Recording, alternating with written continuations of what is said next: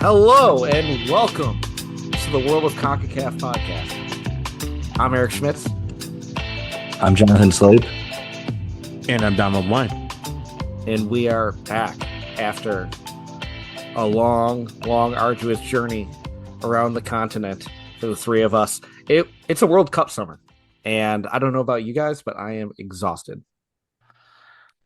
Yeah, me too. I'm exhausted. I've been on a lot of planes. I got to get. I was hoping to have a little bit of a break for a little while longer, but I'm back on a plane again this week. But yeah, I'm just trying to recover. I mean, look, I flew home on a red eye from Seattle to repack my bag and go to Dallas for a family reunion. I just got back from that at 1:30 this morning. So I know today is Monday. This is the first day that I've actually correctly said what day it is, what day of the week it is. But yeah, I'm still gassed. I probably will be gassed, but we still got more soccer left to watch, which is fun too. Yes, but as far as we're concerned, the CONCACAF is over.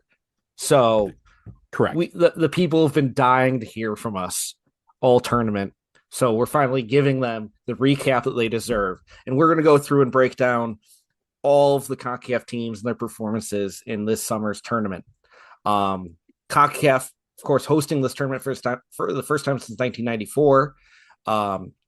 Actually, a great tournament for CONCACAF. 3 teams to the round of 16 for the first time since 2014.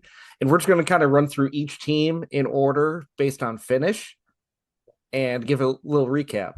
So you start with Canada, right? Like, so we start with Canada. They stank. So Jesse Marsh stank. Oh, no. Do we get to save that? Do we get to bottle that and save it? We're saving it. Just bottle it. Okay. Bottle it. Okay. Yeah. So we're going by official finish ranking. So leading us off, making their first appearance in the World Cup since 1974, finishing 45th out of 48 teams. That's going to be Haiti, who is in Group C and finished with a record of 3 losses and no wins, no draws. They opened up with a 1-0 loss to Scotland, where they pressed late and couldn't score. Their second match was against a tough Brazil team, where they were down 3-0 at half, and they became the first team to get officially eliminated in the tournament. Their last group stage game against Morocco, they actually led 1-0 and 2-1 in the first half, but Morocco is better and ended up with a 4-2 victory. Wrapping up the tournament, there were some rumors about coach Sebastian Mignet leaving, but according to the Haiti Football Federation, those are untrue. He is actually under contract through December of 2026. So it's good to be back in the tournament for Haiti, right? Yeah. Yeah. I mean, look, we have to give the context that they one of the rare teams that have qualified for a World Cup where they did not play a single game at home. Like, they played all their games on the road, neutral site. They qualified for their first tournament by, getting it, did they win their group? They qualified for their first World Cup in, 52 years. That's a huge accomplishment. And their reward was getting Scotland, Brazil, and Morocco. That's not their fault. That is what the draw gave them. And we said when the draw happened, poor Haiti, like that's a tough go. But hey, look, Scotland, they were very close. Brazil, they started out okay, and then Brazil just kind of showed their talent. And same with Morocco, to have the leads and stuff like that, and then Morocco just becoming, hey, we're Morocco, let's power through this thing. It's hard for Haiti to overcome, but this is hopefully something that can spur the next generation of their program and really the next 4 years. Now they have expectations. So there'll be a team that can sit there and say, hey, this is something we want to relive again, but this is also where they should probably feel that with all the adversity that they've overcome, that hopefully will only get better, right? I don't think they're going to be on the road for the rest of their lives. So hopefully this means that they can start to dream and expect to have this kind of performance to get to the World Cup every single time now. Yeah, something to build on going into Nations League and the Gold Cup, where they're not necessarily going to be facing Brazil and Morocco. So good for Haiti. Hopefully they can keep the squad together and Mignet sticks around because they're building something there. Moving on, finishing 43rd, Panama. Panama gets the distinction of being the only team to not score a goal in the 2026 FIFA World Cup. They finished 0 wins, 0 draws, 3 losses in Group L. Only a -4 goal difference. They lost 1-0 to Ghana on a dagger 5th minute of stoppage time winner by Caleb Urenki of Ghana. That really set them off. They went off the skids there. They played a tight game against Croatia, lost 1-0, which eliminated them from the tournament. And then their final match, they were facing England. They lost 2-0. Now, they had played England in the 2018 World Cup. That game, England won 6-1. In this one, 0-0 at half, and a couple goals by Jude Bellingham and Harry Kane. Not bad players.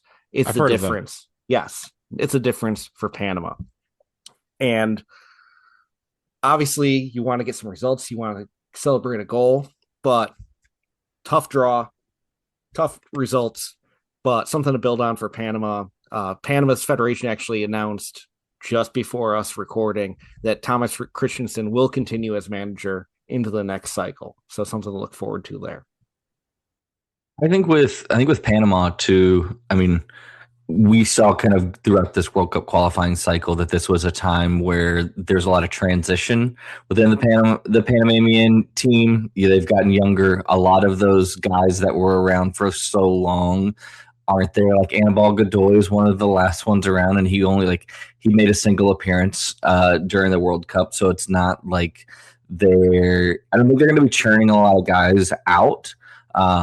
But definitely like very strong defensive performance. I think, looking forward to Panama's, they have to figure out something up top and something like some bit of creativity, but clearly they showed that they can, defend well, and they were really organized. And so I think, they do have a lot of stuff to build with, like we talked about with Haiti. I think with a lot of these Concacaf teams, and we'll talk about Curacao here in a little bit, but I think it's like, now it's like, what are you going to do in Nations League? How are you getting ready for Gold Cup? And like, that's really going to be the opportunity for them to take the next step there. I think the true disappointment for Panama is not scoring. And they were very close. Eric, as you mentioned, all 3 games were close games. But I think their disappointment will be, especially the fact that 1 goal could have made a difference in each of those games, not just for, turning a draw into, or a win into a loss into a draw, but even a draw into a win in the case of the Ghana game. If they score before Ghana does, if they score before that 90+5, maybe they're the ones that are talking about moving on to the next round as a 3rd place team. So yeah, the disappointment is in not scoring for them, because they're the team that it could have changed the most about their situation. Yeah. In hindsight, you look at the results, it's like, oh, they kind of held their own. But man, if they get a better result in that first match, I think it really sets up those last 2 for them to shock. And we've seen them get results in CONCACAF. They are a tough team. Like, Mexico has problems with them. The U.S. has problems with them. Canada has problems with them. Like, Panama can compete. It's unfortunately weren't able to break through in this one, but they'll get another chance. Next up, as Jonathan mentioned in a little bits right now, finishing 42nd out of 48 teams, Curacao, the Blue Wave, in Group E, they finished with 2 losses and 1 draw. In their first appearance, the smallest country by population to ever qualify for a FIFA World Cup. In their first match against Germany, venerable Germany, they end up losing 7-1, but Livano Comenencia, a name that will live in infamy, the first ever goal for Curacao in a FIFA World Cup, in the 21st minute. That game was tied 1-1 until the 38th minute. Obviously went off the rails, but Livano will be a hero for his entire life. Ecuador up next. Curacao gets their first point ever in a 0-0 draw. Eloy Room named man of the match. And then in their final match against Ivory Coast, they get a 2-0 loss. And maybe the most unfortunate part of the tournament for Curacao is we never got to see their away kits. Mm-hmm.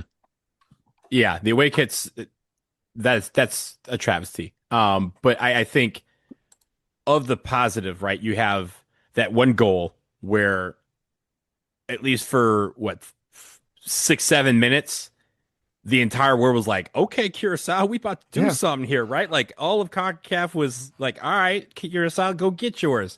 And then in the Ecuador match, Eloy Room comes within one save of tying Tim Howard's record of number of saves in a game.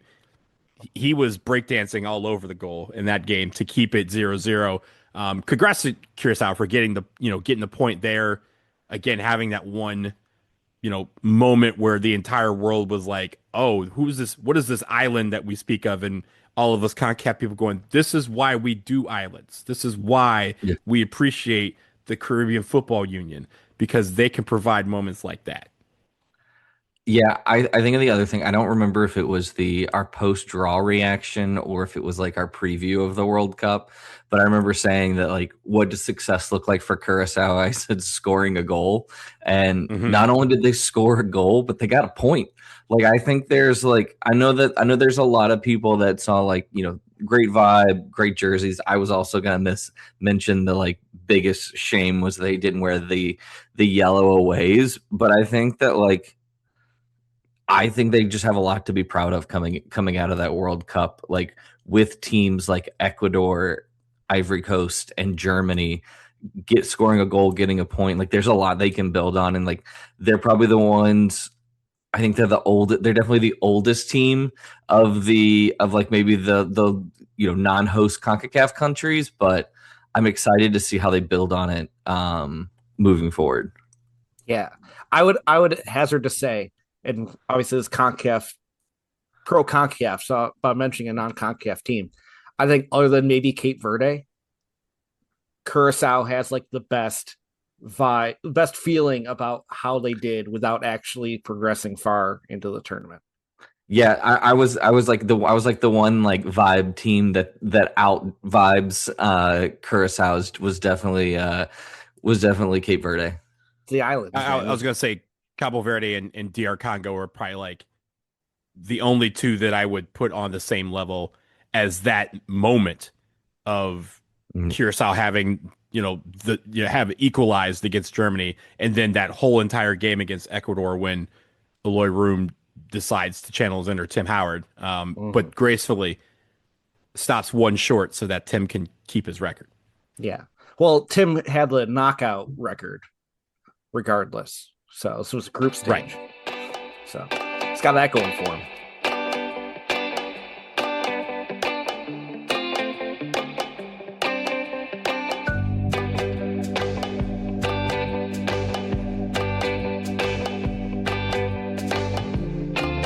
All right, so those are the three teams that did not advance past the group stage. Let's move on to the three teams that did advance. And great for CONCACAF, they all got wins in the brand new round of 32. Let's start off with number 14 ranked of the finishers, Canada. In Group B, they finished with one win, one loss, and one draw. That was enough for second in the group. They opened up the tournament against Bosnia and Herzegovina. They got a 1-1 draw thanks to Kyle Laren's 78th minute equalizer. I'm sorry, Sile Laren. For you. Sile. And then in their second match against Qatar, a lot happening here. A 6-0 win for Canada against Qatar. Not only is it the first World Cup win in Canada history, it's the biggest winning margin by a nation outside of UEFA or CONMEBOL in World Cup history, which is insane. Jonathan David became the first North American player with a hat trick in that game since American Bert Patenaude in 1930. And Qatar got 2 red cards and played almost the entire second half with 9 men. So if you're wondering how Canada could beat anyone 6-0, take a couple guys off the field. That helps. Wide open spaces. But that set up a match against Switzerland, the third group stage match for the group. And Switzerland won 2-1. So Canada failed to win the group, and that meant the round of 32 game, which was supposed to be at home in Canada, they had to go on the road to LA to go play that. So kind of a fumble by Canada there. But in LA, kind of a fumble. I think it's more than kind of a fumble. I mean, Switzerland's a better team than them. They shouldn't necessarily be winning the group because they're definitely not the best team in that group, as we've seen in the tournament. But it's home. You got to find a way. You have the goal difference advantage. All you got to do is get a draw in that game. Keep going. I have thoughts on them having to go to LA. Okay. Keep going. Well, in LA, Canada got their signature moment of the tournament. In the second minute of stoppage time, Stefan Eustáquio with a banger goal to send Canada to the round of 16 in their first knockout win ever. In the round of 16, they faced Morocco. Well, the game was tied at half. Morocco ended up pulling away and winning 3-0 down in Houston. For Canada, looking ahead, Jesse Marsch signed a new 4-year deal before the World Cup. So now we know he still doesn't want the U.S. job. Look, we can talk about that in a second. I want to go back to all the Canadian fans that were complaining about the fact that because they finished second in Group B, that they had to go to LA. And they were like, well, they should just move the Switzerland game to LA and keep Canada in Toronto is where Switzerland ended up playing. And they're like, we should, if Canada is in the knockout stage, they should be able to stay in Canada as far as they go. Mexico should be able to stay in Mexico. And I say to them this, Canada picked this route. Their hubris was they assumed they were going to win the group, so it wouldn't have mattered. But because they didn't, this is the path that they picked. They could have picked another way. They could have said, hey, put us in this little region where we play in Toronto twice and we stay in Toronto and go to Vancouver. They could have done that, but they didn't. They picked the Vancouver 2 times route because they wanted to be able to go back to Toronto because, again, they assumed they were going to win the group. And they said, well, no co-host has ever had to play a knockout stage game outside of their home country. And that is true. But Mexico almost had to do the same thing. If Mexico had lost, they would have played in Houston, I want to say, right? Yeah. And if the U.S. also Mexico plays half their games in America anyway, so right, yeah.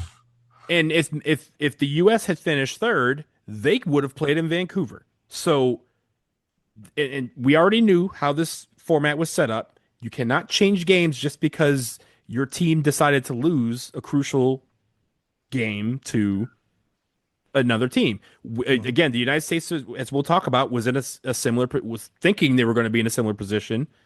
They won their games. They won their group. They were able to stay in the path that they had picked. The 3 co-hosts picked their paths in 2024. You know how I know this? Greg Berhalter was still coach when this was announced. They picked their paths, how they wanted to do it, and they did it to minimize the amount of travel that they would have to do. But you got to win the games. Mm-hmm. Listen, this isn't grade school.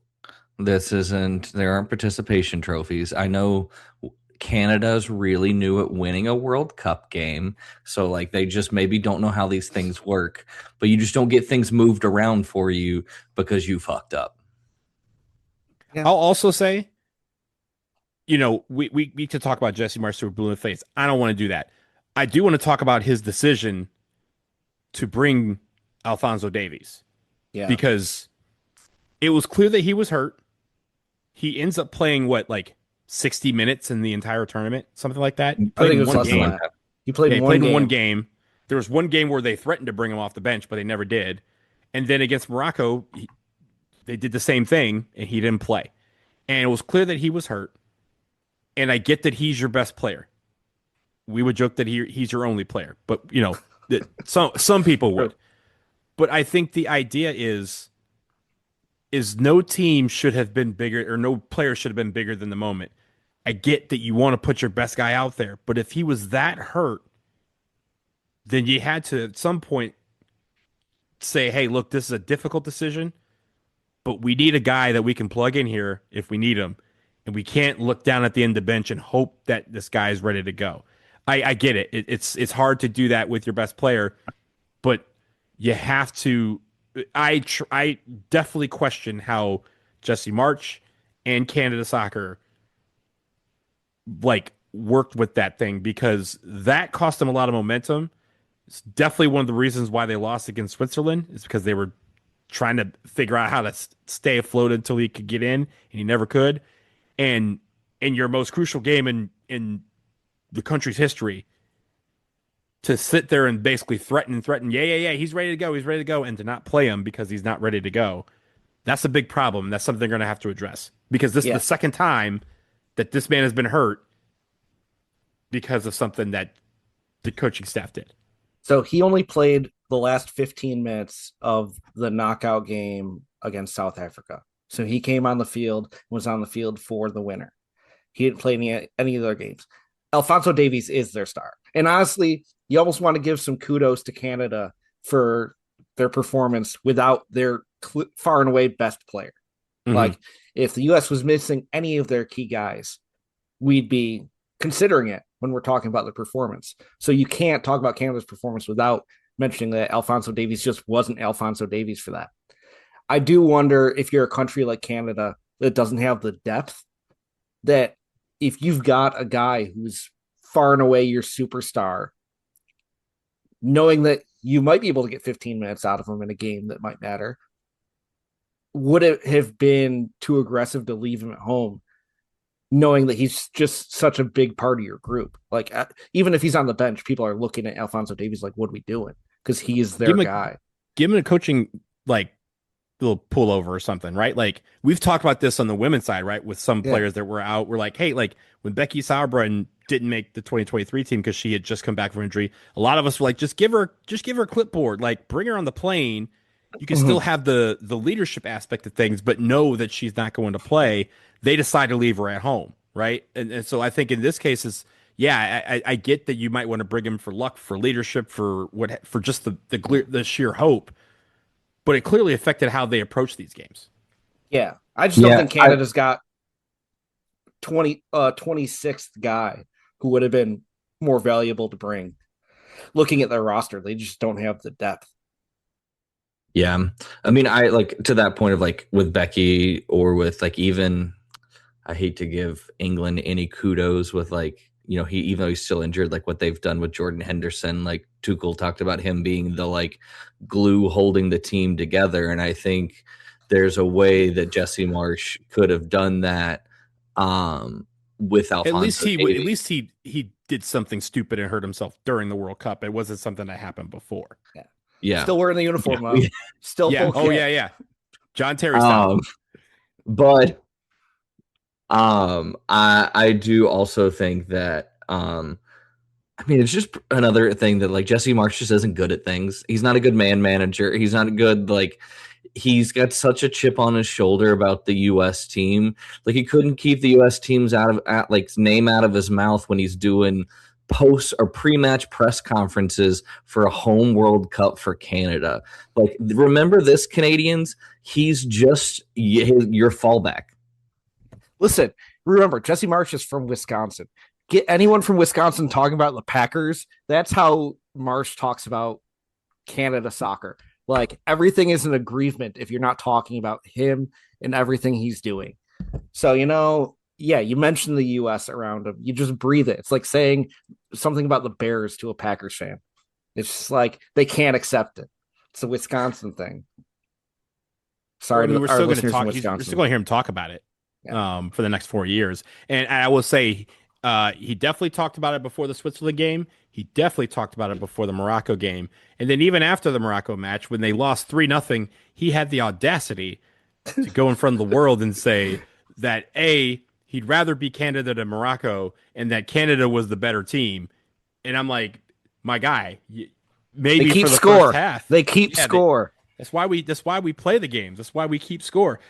Germany was the better team against Paraguay. They lost 2, right? But they lost on penalties. You lost 3-0 by giving up 3 goals in the second half. You could have said, our first half, we were the best, we're the better team, and we just lost it. But to go on and basically say Morocco did nothing, and it was just just basically like, oh, we messed up. That's a reflection on the coach too. So I don't know why he would come out and offer that right after, again, a devastating loss like that. And I also will end with this. The United States won on Canada Day, but Canada could not win on Independence Day. That's how it works. Those are true. Before we move on, I just do want to shout out. It looked like Toronto and Vancouver really showed out for this tournament, which is great to see. I really hope especially Vancouver. Yeah. Yeah.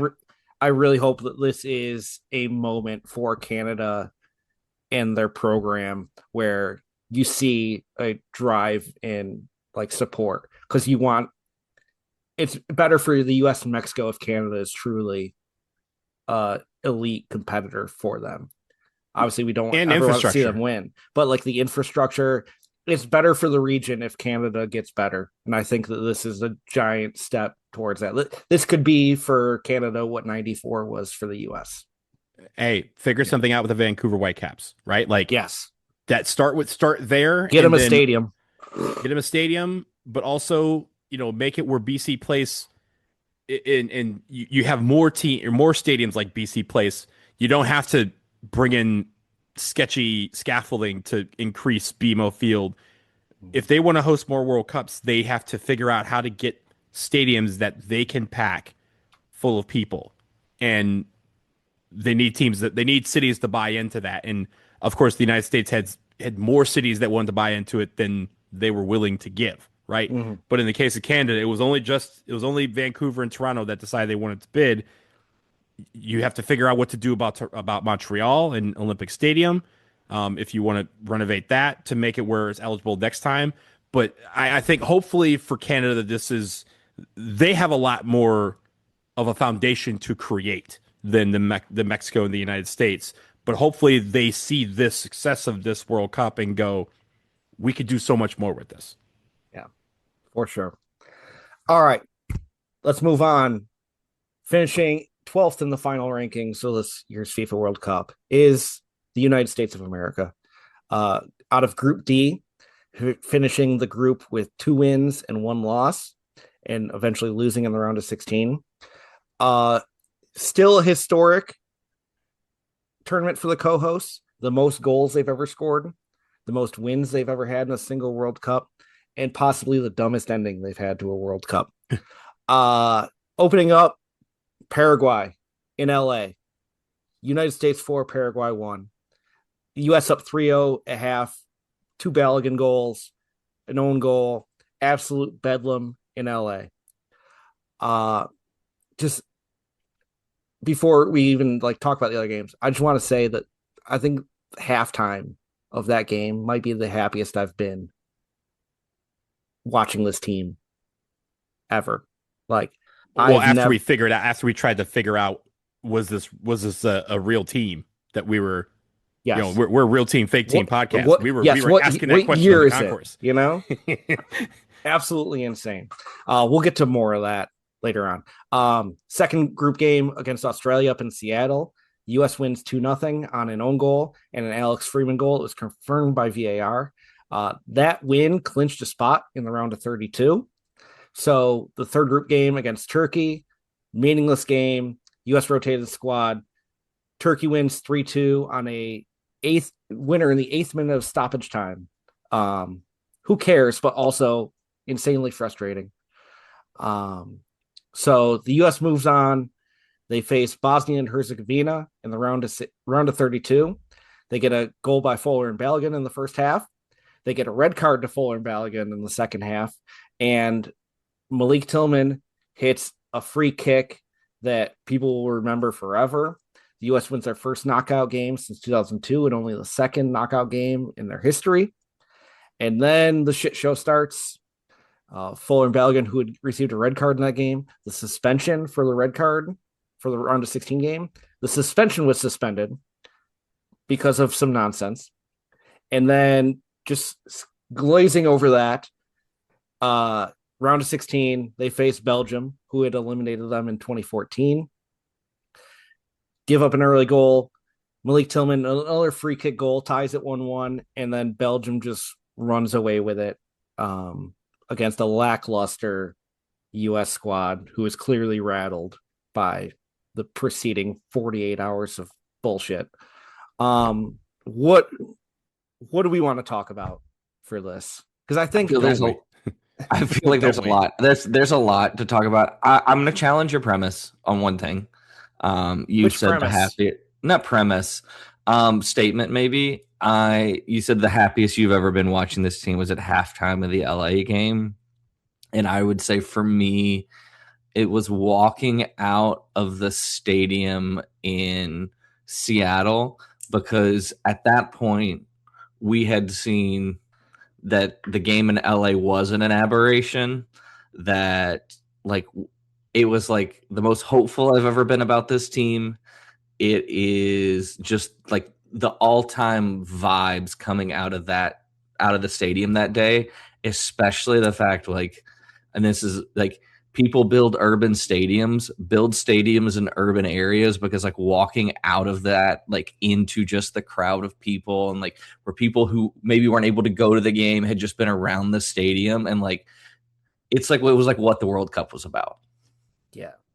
No. For me, go ahead. For me, when Balogun hit that second goal, which is quite honestly one of the best U.S. goals ever. Banger. It was ridiculous. If you have not listened to, I know we've watched these goals through Balloon Face. If you have not watched the one with Andres Cantor calling, he basically has a baby on national TV with that goal. But that moment, Eric, you and I were walking around the concourse, like asking people, like, who is this team and what have they done with the team? What year? What year is it? You know? Yeah. Yeah. What are we watching here? And is this real? Because we were told to never chase reality, and I don't think any of that felt real to me. That was a reality I wanted to chase, because I didn't understand what was going on. But to Slape's point, that game in Seattle, at the end of it, you realize that we just did something historic. We had not won 2 group stage games since 1930, and for us to do that, and then later on find out that we had won the group after 2 games, riddling the third game against Turkey as the most friendly World Cup game ever for the men's national team side. It was remarkable. That was where you saw the momentum really shift. Like, people who do not watch soccer were talking about it. All of our friends who don't watch soccer were hitting us up for tickets. Yeah, to a World Cup game like it was a game in Chester, Cleveland. Yeah. No, they wouldn't hit us up about stuff in Cleveland. No, we're not going. But those sort of moments where you kind of look back and you go, wow, like what a journey that we're at the center of, and this could be the start of something major. And that's where you allowed yourself to kind of think, how far can this really go? Right. Yeah. We knew that we had to play some better teams, and we had to beat them. But at least for those moments, I was like, reality is gone. And if this is real, I want it. I want to keep it. I want to cultivate it, and I want to grow it. It was so much fun to be a part of those kind of moments during this run. Yeah. So, question for you guys: how many? So you talked about the second Balogun goal. I could talk about Reyna's goal against Paraguay. We could talk about the Malik Tillman free kicks. I called that one. The first one against Bosnia, I called it in the stands. Yeah. I've never cried so much after a goal. I've never cried so much after a win like I did in Bosnia. But that's not my question is, how many of the top 10 best technical goals were scored for the U.S. men were scored in this World Cup? I mean, they scored more goals than the last 6 World Cups. No, I'm talking about top 10 all-time, most technically brilliant U.S. goals. How many of them were scored in this World Cup? Because I would argue at least 3, maybe 4. I mean, yeah, that last goal, I guess the Ballo's second goal against Paraguay, Gio Reyna's goal against Paraguay, where they had 26 straight passes. Yeah. Reyna's goal might be one of the best fuck you goals in U.S. history. Just that was we're doing this because we can. We were chanting Olé in the stands because we can, right? And then he said he travellaed it. It was it was insane. Yeah. And that's just like the ref was ready to blow his whistle. If he turns around and back passes, the game's over. But he's not like, fuck you. Mm-hmm. Back corner. There's just so many great the Berhalter goal. The Berhalter goal against Turkey. Yeah. Trusty just putting his foot through the ball against Turkey. Even Freeman, right? I will say, obviously, Seattle is known for the Beast Quake, but we created 2 in that game against Australia when the own goal happened, in like the 9th minute, 11th minute, and then when Freeman scored, there was a mini one, but when the VAR said, "Oh no, that actually, I know we said outside, but it actually was a goal." When he said that, and you see just the sheer joy that he had, that he had scored a World Cup goal at home, and hearing how loud it was in there, and again causing another earthquake, that like his smile on his face and his just like, wow, I really did this. Like, this is a kid that 4 months ago, people are like, if this man is on the national team, we're gonna riot. Yeah, and he had that moment for himself and for his country. Yeah, God bless him. That's amazing. I do want to leave some of the discussion about our World Cup experiences for our one more round bonus episode, which is available on our Patreon, patreon.com/podcacaf, POD-CACAF.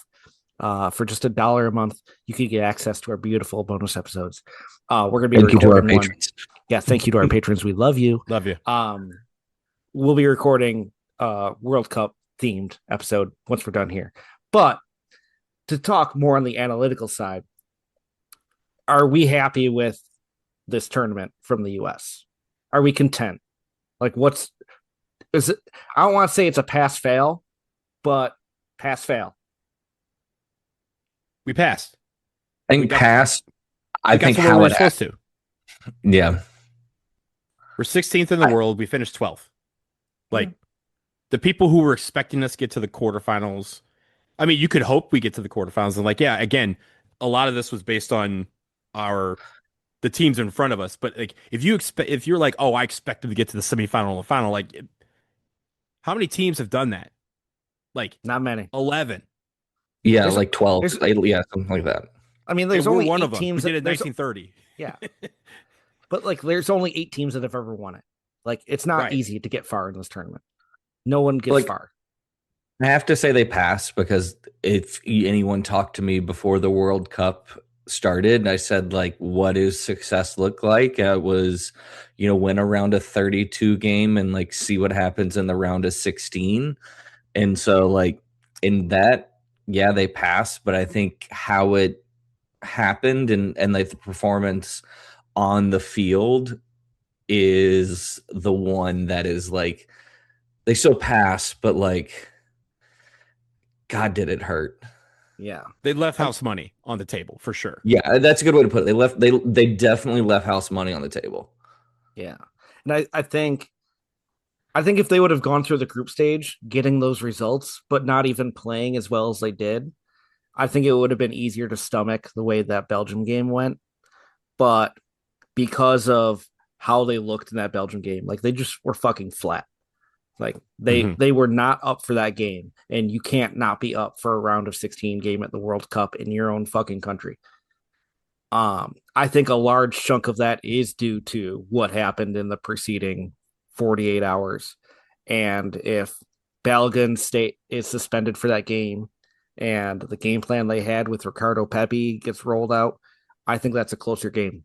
I don't know if they win, but that's a closer game. And I think in the end, it's just like, you got what you ordered from the menu, but it's a little cold. It tastes fine. It's good. You got what you paid for, but it's like, man, it would have been nice to. The fries were a little soggy. Yeah, you got a burger and fries, and you're like, this is exactly what I asked for. I got it. This is cool. And then you looked over and you saw the dudes eating steak, and you go, hold up. Yeah. That you got wings, but they're kind of tiny. Yeah. It's like, I got my 10 wings, but these ones are a little tiny.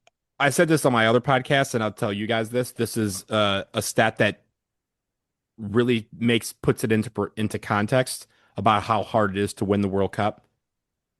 I was born in 82, and in 1982, there were 6 teams that had won the World Cup. that list has increased by just 2 teams in my lifetime. France and Spain. Yeah. And France has won twice. Yeah, of course they should win World Cups. It's France and Spain.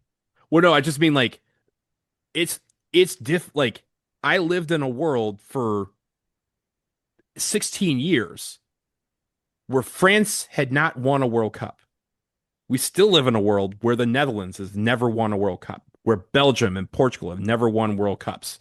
This is difficult. And people thought there are some people who had the illusion of we're on home soil, we should win. And there's a lot of casuals who just because of the Olympics, they go, it's the Olympics. We're here in America. Like we should be dominating everybody that's smaller than us. Yeah. The only nation of the top 10 biggest, most populous nations on earth, of the top 10, only Brazil has won a World Cup. It's crazy. It's crazy, right? And that just goes to show you how hard it is to win these things. So you take the success stories where you can. Yeah. All right. I think it'll be good to compare how it ended for the U.S. with this next team.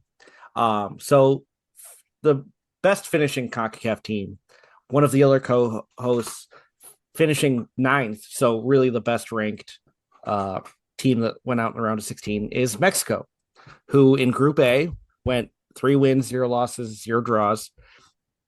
One of 3 teams who went 3-0-0 in the group stage. Only France, Argentina, and Mexico finished 3-0. So they used the home field advantage to their advantage. They opened up the tournament with a 2-0 win over South Africa. Julian Quinones' goal 9 minutes in. That game had 3 red cards in it, which like the tournament opening on a game that has 3 red cards, just like set in motion. What a absolutely bonkers tournament this has been. Their second match against South Korea, a 1-0 victory. Mexico became the first team to ever qualify for the round of 32. And then they finished up their group stage with a 3-0 win over Czechia. They actually didn't rotate their squad, even though they had already clinched a spot in the next round. So they went through the group perfect. In the round of 32, they took on Ecuador. They were up 2-0, 31 minutes in control most of the game, which set up for a round of 16 match against England. Possibly the game of the tournament. England wins 3-2.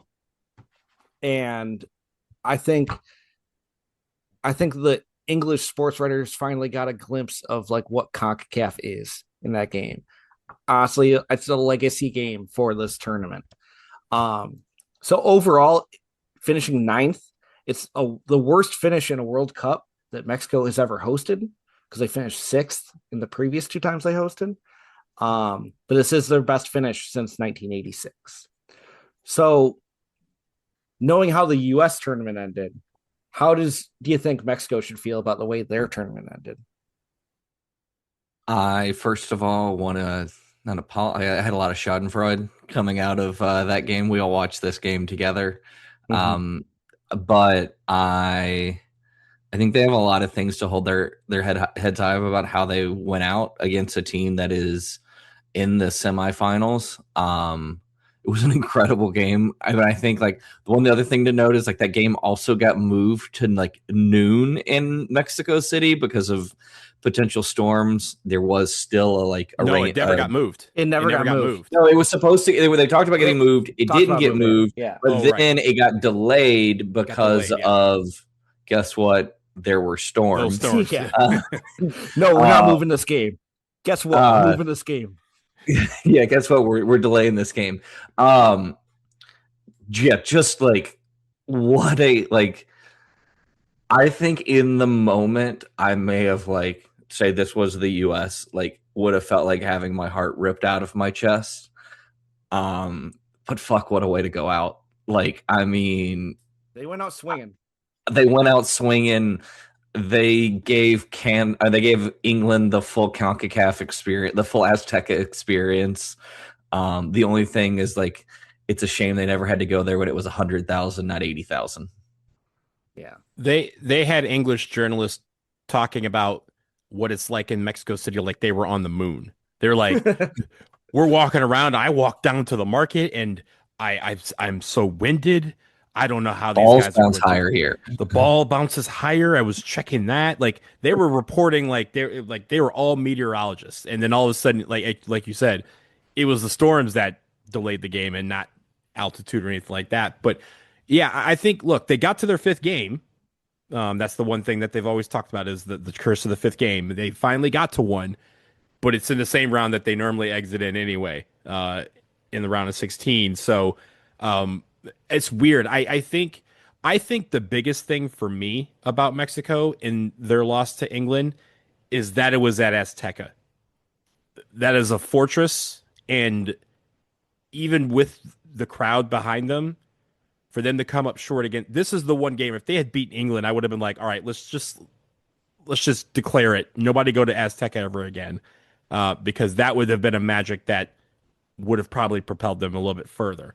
But Azteca took a hit only because, I mean, they're what, the third team to win a competitive game at the Azteca against Mexico. So that was the only, I guess, take from that is that left a better pill in there for them to swallow because of the fact that it was Azteca, and I'm sure they walked in saying it's Azteca. England's complaining about everything about being here. We should be able to get them, and England shows their quality and makes it a really, really high profile game.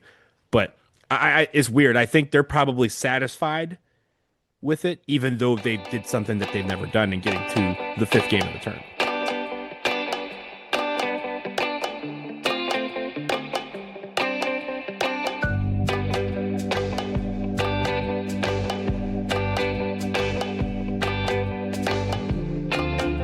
Yeah, I was going to ask, like, if it's a similar question that Eric, like, is this a pass fail for Mexico?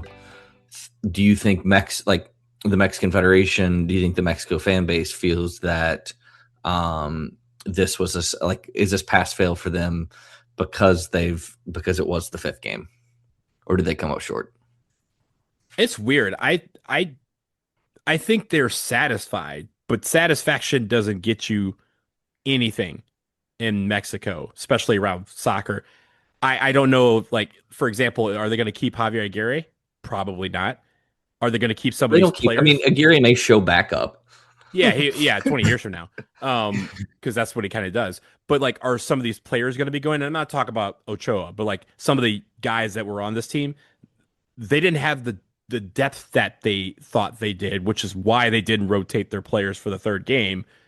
Are some of these guys going to go, or are they going to continue their kind of trying to bring people to, back to Liga MX? Because they had that whole thing before the tournament where they said report date is like, it was like during the last couple of weeks of the seasons for both Liga MX and MLS and Europe.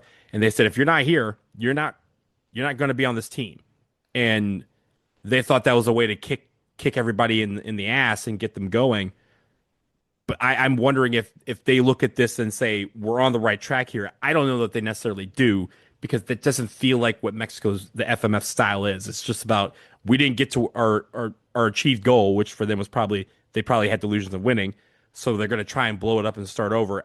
The question is, how many of those players are going to get caught in that process? Yeah. I mean, for me, I think it's a flat pass. Like, they got their cinco partido. Like, even though there's a round of 32, whatever, they got to get the full run of the tournament as they should have expected to. Like, they are, I think going into the tournament, they were ranked like 14th in the world. Like, round of 16, that's where you're supposed to be. I think the more important thing for Mexico is not only do they have some young players, like Gilberto Mora was a key player, like he is a child, and he's got some great experience, and he's going to be a key player for them.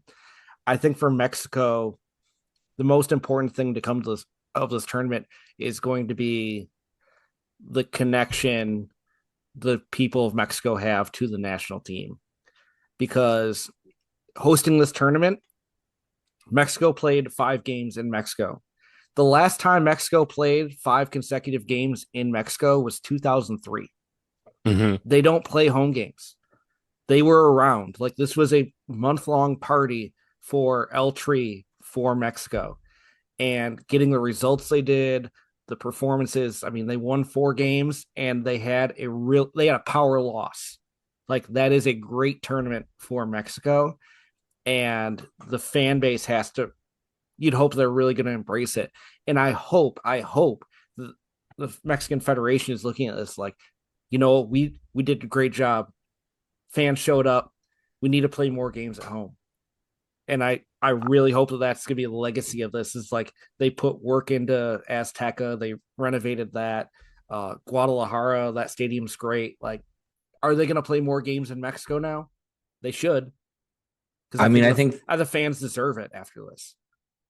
I think too, like it wasn't just 5 games in Mexico, but like to your point, like they played in Guadalajara, they played in Monterrey, like they played, all like call it 3 major areas in Mexico for people to get to, and so I hope it continues for them.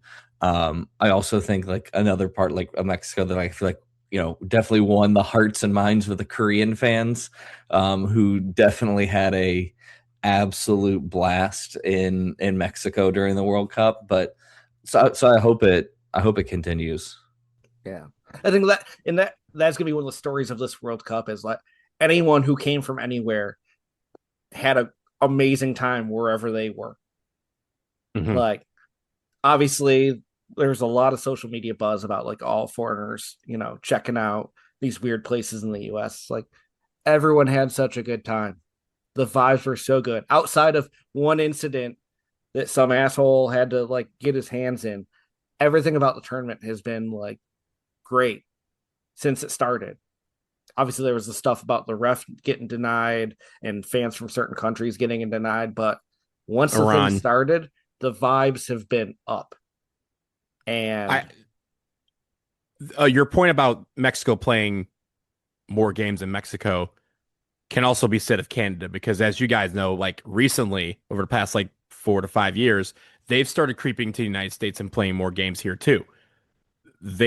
For their infrastructure to improve, they gotta be able to fund it. And let's be real, Canada soccer does not have a lot of money right now.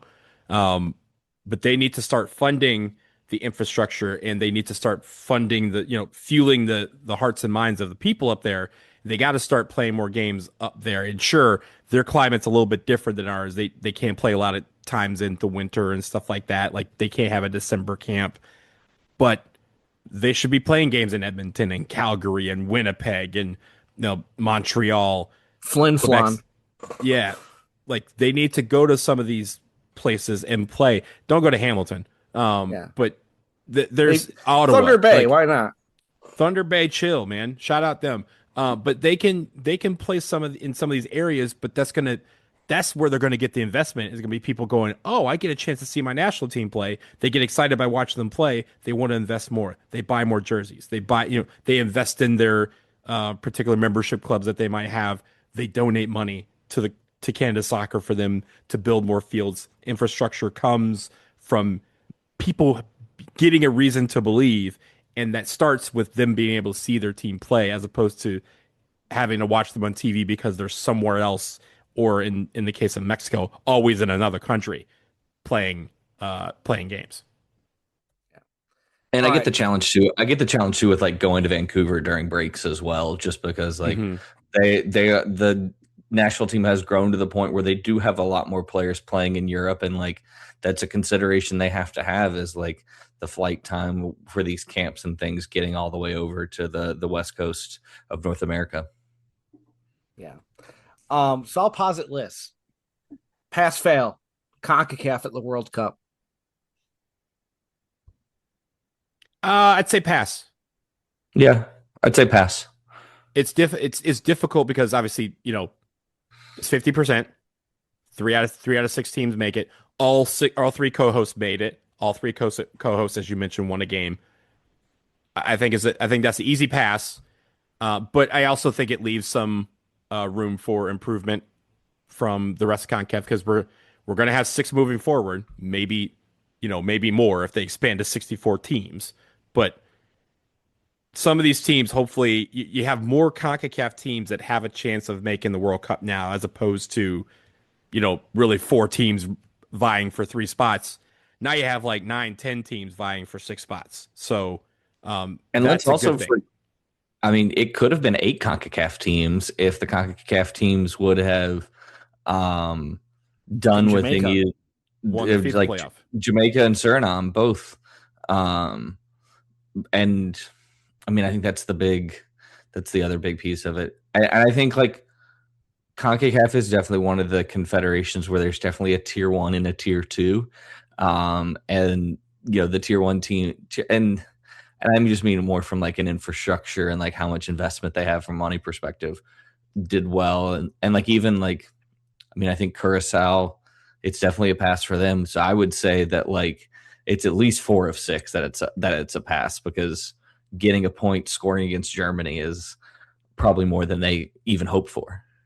Yeah. The last thing I'll say, the one biggest negative of CONCACAF is there is not a stitch of Valar in this entire World Cup, and that is disappointing because no confederation has a mascot like Valar.